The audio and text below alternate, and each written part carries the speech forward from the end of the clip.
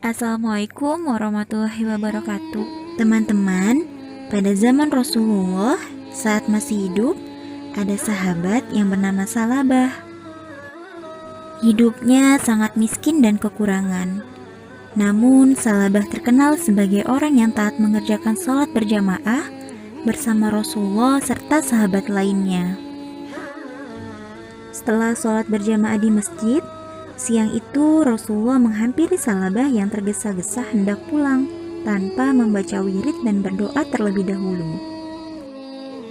"Salabah, mengapa engkau tergesa-gesa pulang? Tidakkah engkau berdoa terlebih dahulu?"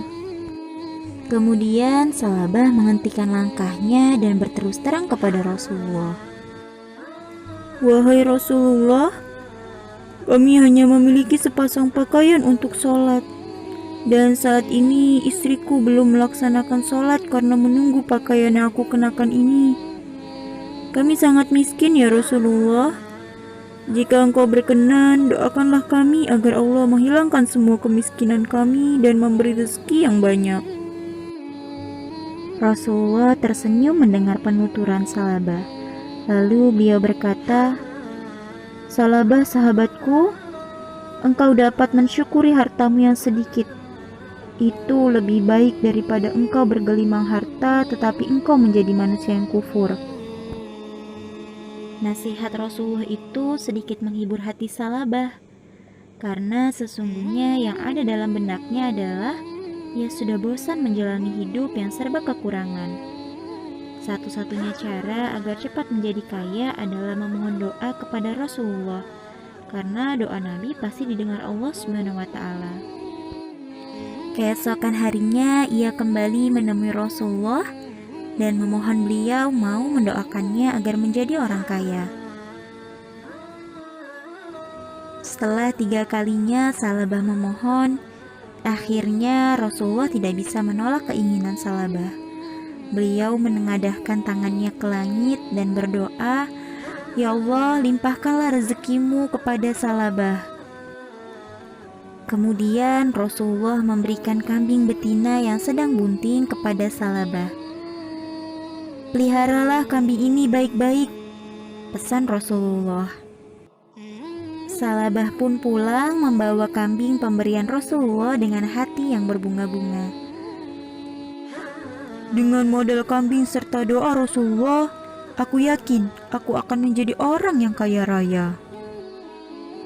Hari berganti hari, bulan berganti bulan, Salabah yang dulu miskin dan lusuh telah berubah menjadi orang kaya yang terpandang. Kambingnya berjumlah ribuan. Di setiap lembah dan bukit terdapat kambing-kambing Salabah, sehingga Salabah lupa untuk beribadah kepada Allah, lupa untuk datang ke masjid untuk sholat berjamaah. Bahkan sholat Jumat selalu ditinggalkan oleh Salabah karena kesibukannya mengurusi hewan ternaknya. Sampai Rasulullah bertanya-tanya, "Wahai sahabatku, sudah sekian lama Salabah tidak kelihatan di masjid. Tahukah kalian bagaimana keadaannya sekarang?" "Wahai Rasulullah, Salabah sudah menjadi orang kaya." "Benarkah? Mengapa ia tidak pernah menyerahkan sedekahnya sedikit pun?" Setelah Allah menurunkan ayat tentang kewajiban zakat, seluruh umat Islam di Madinah tak terkecuali Salabah berkewajiban membayar zakat. Kemudian dua utusan Rasulullah menemui Salabah membacakan ayat zakat. Kemudian setelah dihitung dari seluruh harta kekayaannya, ternyata memang banyak harta Salabah yang harus diserahkan sebagai zakat. Tak disangka, Salabah mukanya berubah merah. Ia berang, "Tidak, aku bisa rugi. Kalian pulang saja. Aku tidak mau menyerahkan hartaku." Lalu kedua utusan Rasulullah kembali menghadap Rasulullah dan menceritakan semua perbuatan Salabah. Beliau bersedih telah kehilangan seorang sahabat yang dulu tekun beribadah ketika miskin. Namun setelah kaya ia telah terpengaruh dengan harta kekayaannya. Kemudian Rasulullah berkata, Sungguh celaka Salabah, celakalah ia. Kemudian Allah menurunkan ayat 75 dalam surah At-Taubah. Celakalah engkau Salabah, Allah telah menurunkan ayat karena perbuatanmu, kata salah seorang kerabat Salabah. Salabah tertegun. Ia baru sadar bahwa nafsu telah menguasai dirinya. Kini ia bergegas menghadap Rasulullah dengan membawa zakat dari seluruh hartanya. Namun Rasulullah tidak berkata apa-apa kecuali hanya sepatah kata. Sebab kedurhakaanmu, Allah melarangku untuk menerima zakatmu. Rasulullah mengambil segenggam tanah lalu ditaburkan di atas kepala Salabah. Inilah perumpamaan amalmu selama ini, sia-sia belaka. Aku telah perintahkan agar engkau menyerahkan zakat, tapi engkau menolak. Celakalah engkau Salabah.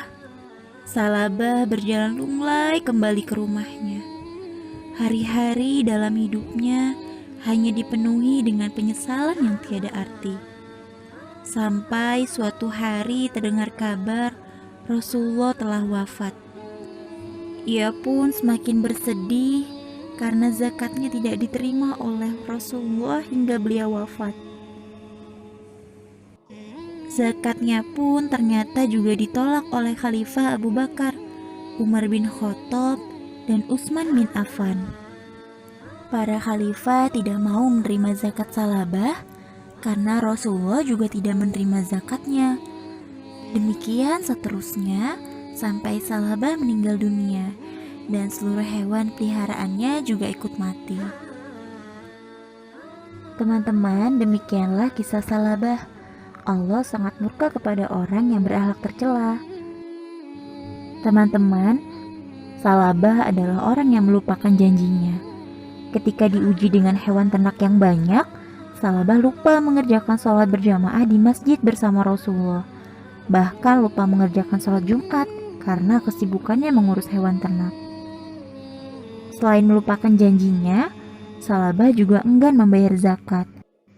Salabah termasuk orang yang tidak mentaati Allah dan Rasul-Nya. Dia tidak menyadari bahwa atas kehendak Allah, Salabah menjadi orang yang kaya dan di balik kekayaannya itu ada kewajiban untuk membayar zakat. Salabah juga termasuk orang yang tamak, sombong dan kufur nikmat. Setelah hewan ternaknya banyak, waktunya hanya dipergunakan untuk mengurusi hewannya dan memikirkan bagaimana supaya ternaknya terus bertambah dan bertambah. Teman-teman, kita dalam kehidupan sehari-hari harus menghindari sifat-sifat tercela yang dimiliki oleh Salabah ya. Di antaranya, kita harus menjaga mulut, telinga, mata, tangan, dan hati kita agar selalu mengingat kebesaran Allah dan menyadari bahwa akhlak tercela akan menyiksa diri kita sendiri. Dan kita juga harus menyadari bahwa ingkar janji akan mendatangkan laknat Allah.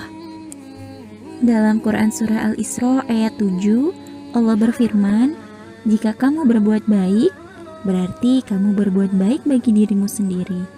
Dan jika kamu berbuat jahat, maka kejahatanmu itu bagi dirimu sendiri." Nah teman-teman, selalu berbuat baik ya, karena kebaikan yang kecil akan menimbulkan kebaikan-kebaikan lainnya. Terima kasih ya teman-teman sudah menyimak kisah Salabah ini sampai akhir. Wassalamualaikum warahmatullahi wabarakatuh.